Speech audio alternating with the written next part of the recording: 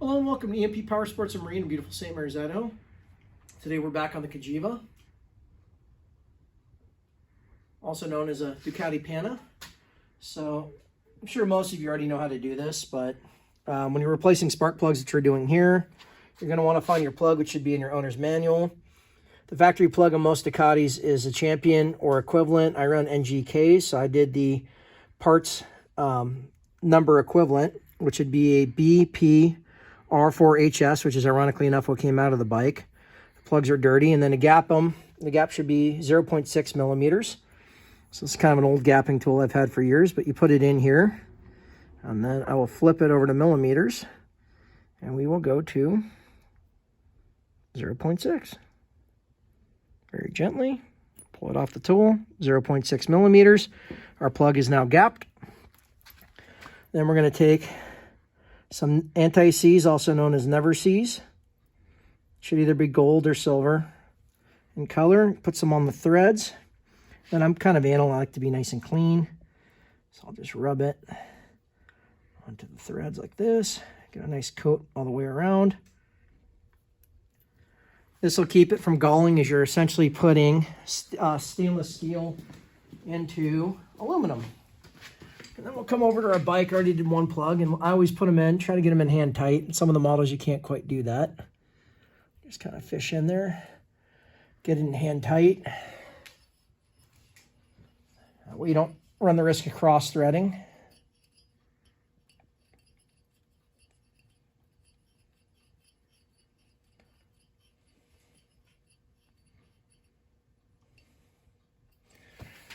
And I never use torque wrenches on these. I believe it's 20 foot-pounds. I've been a mechanic for north of 20 years. I do use torque wrenches on a lot of things. 20 foot-pounds is roughly tight with a 3/8 drive standard ratchet. I always go by feel. Choke it up so I don't get too tight. Just want them nice and snug. Make sure they are tight, because in some vehicles they will blow out, like my Mustang. Ducatis have lots of threads, and we concentrate on that.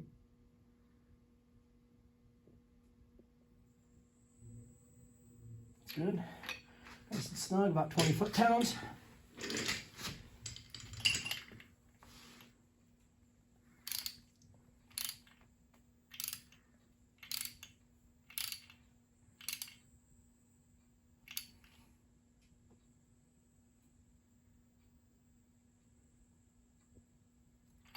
It's again nice and snug, about 20 foot-pounds.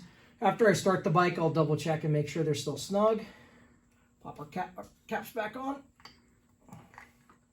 Pop back on. What's going on here? There we go. So that's back on. Push it up like that to get them off the cylinder head. Same thing over here. There we go. Seems like it wants to rest on the cylinder head. Not too keen on that, but that's how it wants to be.